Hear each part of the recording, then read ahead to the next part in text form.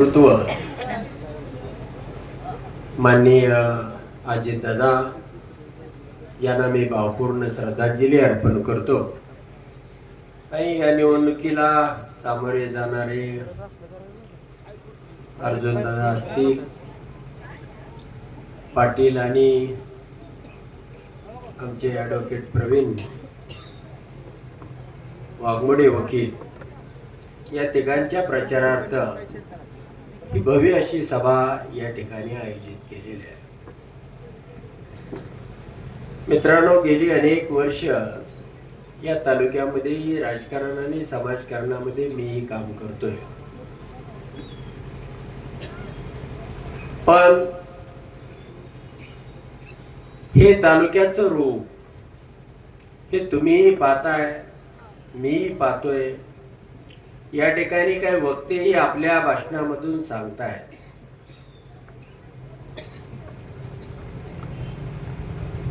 या तालुक्यामध्ये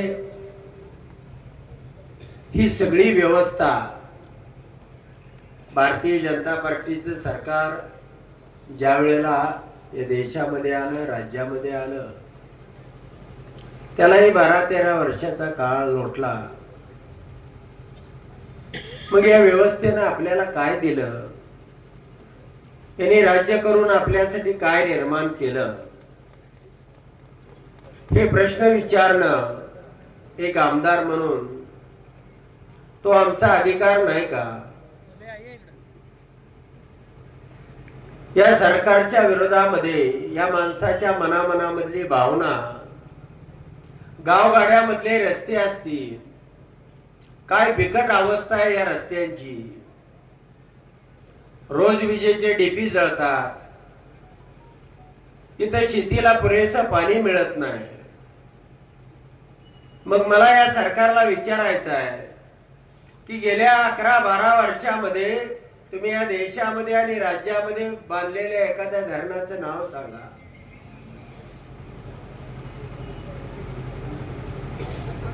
जवळजवळ 3-3.5 हजाराच्या आसपास धरणं आहेत, 576 मोठे प्रकल्प आहेत, जे कोयना आहे, राधानगरी आहे, उजनी आहे,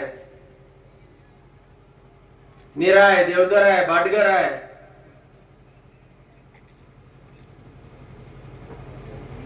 आणि मग राज्य चालवत असताना तुम्ही काय केलं, कशाचा विकास साधला जातोय? व्हॉट्सअप वरती तर 21,000-2,100 कोटी रुपये या तालुक्यासाठी खर्च केले। मला तर या तालुक्यामध्ये फिरत असताना गावगाड्यामध्ये एकही रस्ता चांगला नाही। पावसाळ्याच्या दिवसामध्ये मलाही ट्रॅक्टर मध्ये बसून जावं लागलं।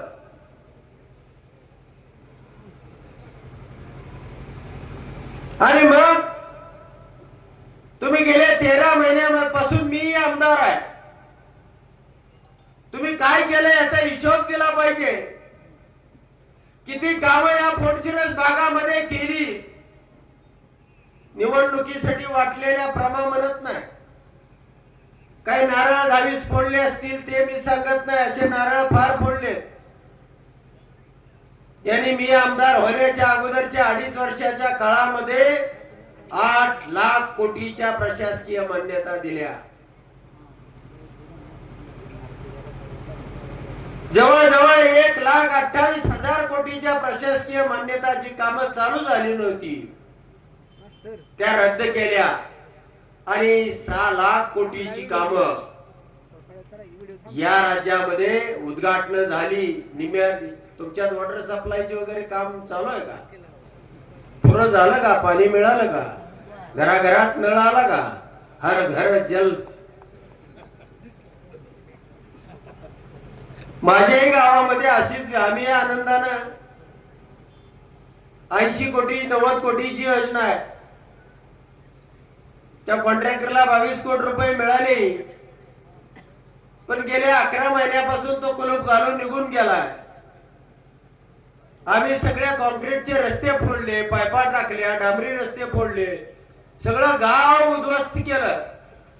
जाण्या येण्यासाठी सुद्धा त्या ठिकाणी रस्ता ठेवला नाही, पण त्याचे कनेक्शनच तो कॉन्ट्रॅक्टर काढेना। धड त्याच्यावर कॉन्क्रीट टाकता येईना, डांबरी टाकता येईना आणि गावातल्या लोकांना काय सांगता येईना. 73,000 कोटीची नुसती रस्त्याची बिल आहेत. अनेक कॉन्ट्रॅक्टरने, माझ्या माहितीचे 6 कॉन्ट्रॅक्टर आहेत, त्याने आत्महत्या केल्या. मला या माझ्या आमदारांना आणि पालकमंत्र्यांना विचारायचं आहे, तुमच्या खात्यामध्ये 13 महिन्यामध्ये 13 रुपयाचं तरी बजेट आलंय का? जे काय आहे ते डीपीडीसीच, जे जिल्हा परिषदेच्या हक्काचं असतं, यांनी निवडणुका घेतल्या नाहीत म्हणून काही लोकांच्या मार्फत नारळ फोडले असतील. हे योजना बंद का आहेत? हे सरकार चालू आहे का? ह्या सरकारचं काय चांगलं आहे? जिल्हा परिषदेच्या शाळा, सरकारी दवाखाने, तुमचं एखाद्याचं ऑपरेशन करायचं आहे म्हटलं, जमीन विकल, कर्ज काढल, उसनं नात्या गोत्यातनं घेईल, पण प्रायव्हेटच हॉस्पिटल मध्ये ऑपरेशन करणार. सरकारी दवाखान्यामध्ये जाऊन ऑपरेशन करता का? मग या सरकारचं काहीच चांगलं नसेल तर हे सरकार लागायचंय तरी कशाला? मला या माझ्या आमदारांना विचारायचं आहे, तुम्ही किती पाण्याचे तलाव बांधले? हा फडशरचा तलाव कधी 72-80च्या काळामधला, साधारण मी लहान असताना, अरे काय काय ह्या तालुक्यामध्ये तुम्ही केलंय? एकूण तालुक्यामध्ये 17,890 डीपी आहेत. या माणसानं 6 वर्षामध्ये फक्त 71 डीपी नवीन बसवले.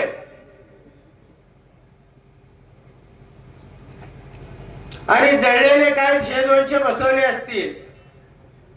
लगेच त्या गावातली ती डीपी जळली, त्या ठिकाणी आली, 4-5 जणांनी वर चढायचं, वर झेंडा लावायचा आणि व्हॉट्सअपला, फेसबुकला लगेच कुठं विकास आहे, काय केलंय तुम्ही? 1 रुपयाचा निधी देणार नाही.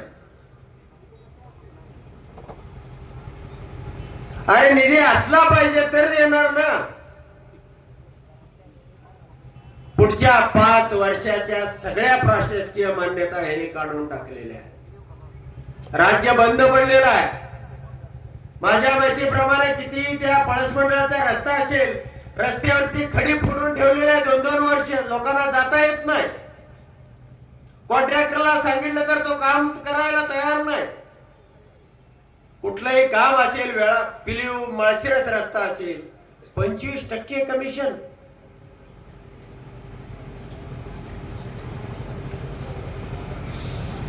दुसरी योजना आहे नीरा देवधरच्या पाण्याची. फलटण तालुक्यामधला टेंडर काढलेला आहे. 900 कोटीचं टेंडर आहे. साधारण 80-90 कोटी रुपये त्या कॉन्ट्रॅक्टरने खर्च केलेले आहे. 310 कोटी रुपयाचं बिल काढलेलं आहे. 900 कोटी पैकी 25% 225 कोटी रुपयाचा टक्केवारी घेतली. महानगरपालिका, नगरपालिका अकलूजला 15,000 रुपयाचा दर, 10,000 रुपये मताला दर. एकदा अकलूज उद्ध्वस्त करायचा आहे. अरे समाजाला काय दिलं? भारत, पाकिस्तान, हिंदू, मुस्लिम, मराठा, ओबीसी, आता रामोशी बांधवानं या ठिकाणी मत व्यक्त केलं. सगळी समाज व्यवस्था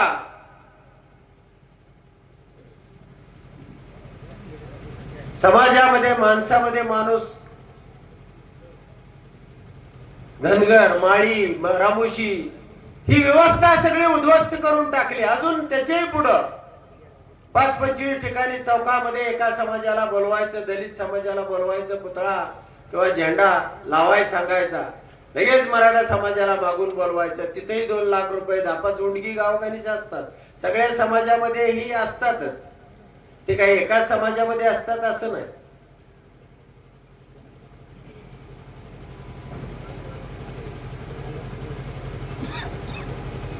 अगदी काही म्हणजे चोरानं मोटारी जरी चोरून नेल्या, ग्रामपंचायतीची नेली, 10 मिनिटात चोर घरी. मटका, गुटखा, गांजा ते सोडून दुसरं काय नाही. आणि विधानसभेची आकडेवारी सांगताय 1,08,000. एवढी मतं पडली असती तर काय झालं असतो, त्या मांडव्याला गेले असते, चिंगरून मेलं असतं का नसतं मेलं? कुठं आहेत माणसं? हे असले मप्रल आजपर्यंत प्रवेश आहे. 6 ट्रक गेले, 6 रोज प्रवेश आहे. दिसला मटकावाला की टाक गळ्यात, गेला दवाखान्याच्या काय लगेच टाक गळ्यात. एक माणूस सोडला जात नाही. अरे विचारानं पक्ष वाढतो, कामानं पक्ष वाढतो, विकासानं पक्ष वाढतो, गळ्यात गमजे टाकून पक्ष कधी वाढत नाही.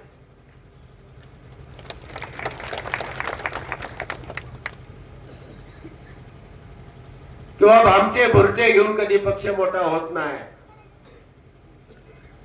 तू ज्या दिवशी जाशील त्या दिवशी पक्षही मोकळा झालेला असेल. इथं माणूस औषधाला राहणार नाही.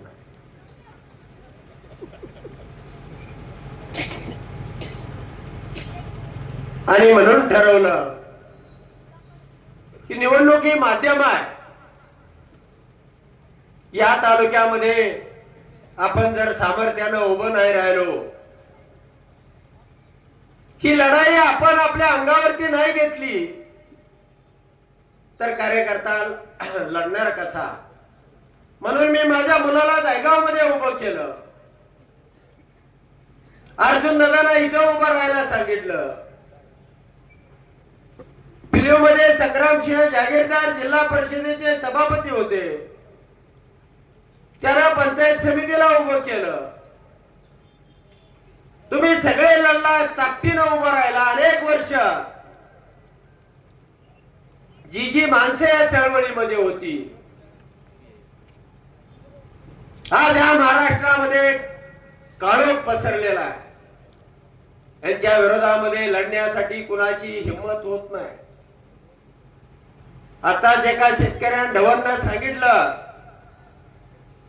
की जर मित्रांनो आपण हरलो ही लढाई तर दाराच्या बाहेर पोलीस उभा करून घरामधलं सामान घेऊन जातील. म्हणून कोणीतरी सामर्थ्यानं त्यांच्या विरोधामध्ये लढलं पाहिजे.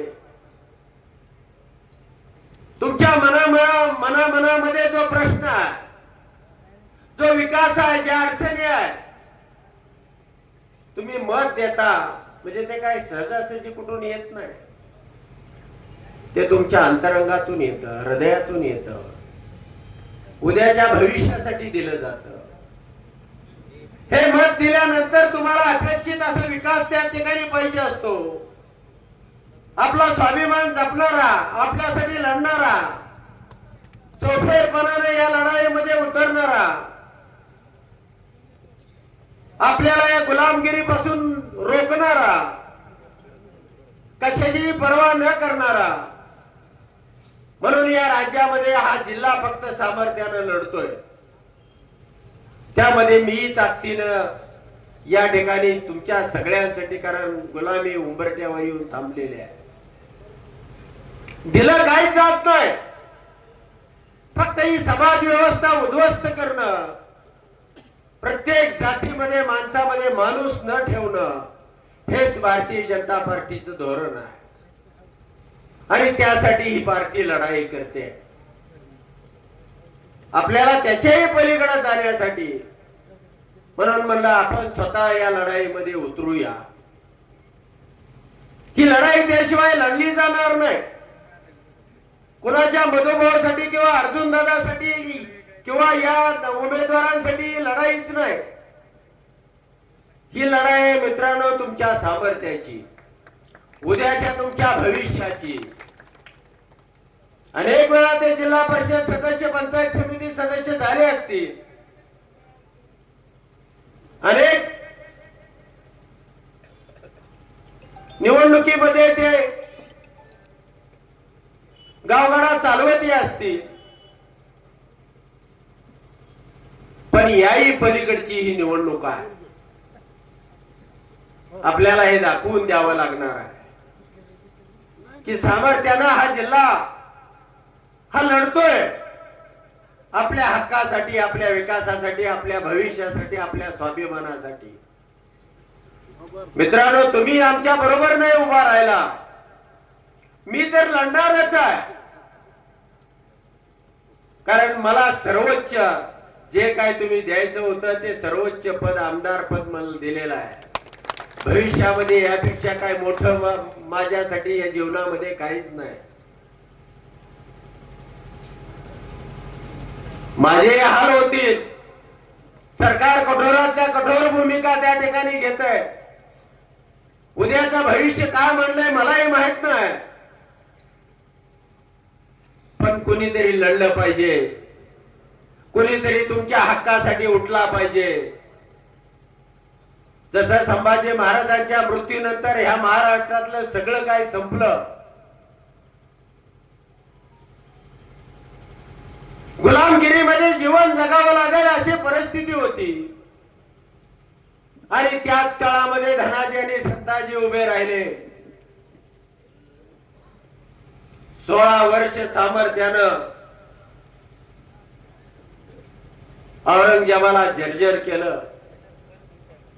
मंगळवेढ्यातल्या माचनूर मध्ये 6 वर्ष औरंगजेब तळ ठोकून त्या ठिकाणी बसला होता. माणसं थोडी होती, सैन्य फार कमी होत. पण मित्रांनो, ती माणसं लढली. या भूमीला गुलामीपासून वाचवलं. मुठभर मातीच काय, पण या जमिनीला बोट सुद्धा लावू दिलं नाही. असंच कुणी ना कुणीतरी यामधून तयार होईल. सगळं संपलंय असं वाटत असताना या महाराष्ट्रामध्ये लढणारी माणसं तयार होतील. ही लढाई पुढे लढतील. आणि आपला जिल्हा सोपन साहेबापासून माझ्या सहित 7 आमदार या ठिकाणी या जिल्ह्याने दिलेले आहेत. माझी तर 1 लाख मतं ईव्हीएम न खाल्ली, तरी ईव्हीएम फोडून मी बाहेर आलो. इतक्या सामर्थ्यानं तुम्ही सुद्धा लढला. आणि म्हणून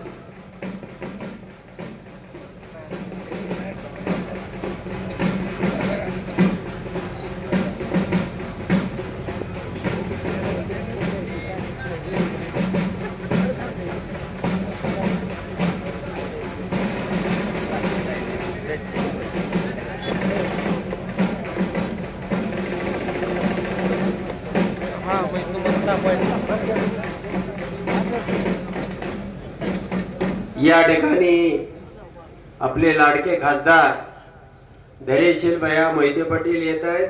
त्यांच्यासाठी जोरदार टाळ्या वाजवून आपण त्यांचं स्वागत करावं. तर मित्रांनो, याही ठिकाणी आचारसंहिता असताना 26 नोव्हेंबरला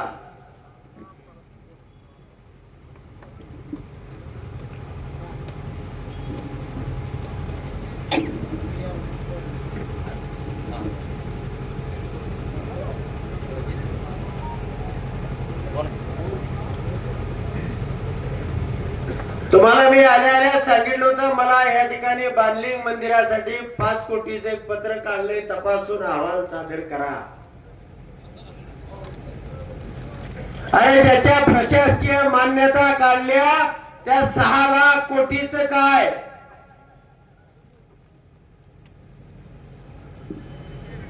इलेक्शन मध्ये सरकार असल्यानंतर फसवाफसवी करता येते. मी त्या विधिमंडळाचा एक सदस्य आहे. आम्हाला तुमच्या एवढं ज्ञान नसेल, पण थोडंफार तरी आम्हालाही कळत असेल.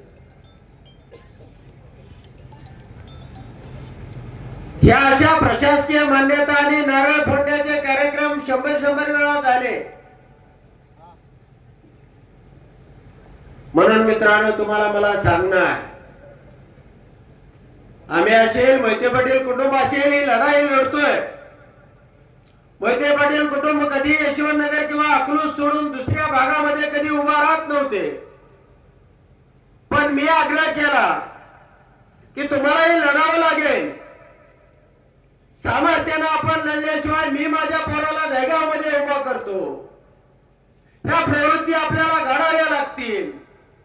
सामान्य माणूस आपल्या पाठीमागे उभा राहील आणि या तालुक्याचा ही जी गाजावळ, मटकावळ, काय फिलावळ सगळी जी आहे ही थांबवण्यासाठी आणि पुन्हा सामर्थ्यानं सगळी समाज व्यवस्था दुरुस्त करून पुन्हा तालुक्याला आपल्याला उभं करावं लागणार आहे. म्हणून या पुढच्या काळामध्ये आपल्याला जर खरोखर ही आपली माणसं आहे, तुमच्याविषयी आमच्या मनामध्ये तळमळ आहे, तुम्हालाही आमच्याकडून अपेक्षा आहे. आणि म्हणून या सरकारला न दबता अनेक दबले, अगदी मुख्यमंत्री, माजी मुख्यमंत्री, अनेक लोक, अनेक आपल्या तालुक्यामधली सुद्धा अनेक सम्राट, शिक्षण असतील काय, अनेक सम्राट सुद्धा त्यांच्या तंबूमध्ये गेले. पण मित्रांनो, ही गेलेली माणसं सुद्धा ही काय मनाने गेली नाही. त्या मगाच्या कार्यकर्त्यानं सांगितलं तसं प्रत्येकाला त्या ठिकाणी हुक लावण्याचं काम, हे किती खालच्या थरावरती एक PSI आहे करे म्हणून, त्याला फोन करून तुला सस्पेंड करीन, इथली मतं मला पाहिजे का कारुंडे गावामध्ये. म्हणजे ही दहशत, ही मस्ती, ही सरकारी गुंडगिरी ही आपल्याला थांबवावी लागणार आहे. ती ताकद आपल्या मतामध्ये आहे. आणि म्हणून उमेदवार कुणी आहेत याहीपेक्षा उद्याचं आपलं भविष्य काय आहे, उद्या आपल्यासाठी कोण लढणार आहे, यासाठी सामर्थ्यानं उभं राहूया, लढूया, एवढंच या प्रसंगानं सांगतो आणि या ठिकाणी थांबतो. धन्यवाद. धन्यवाद सन्माननीय आमदार साहेब.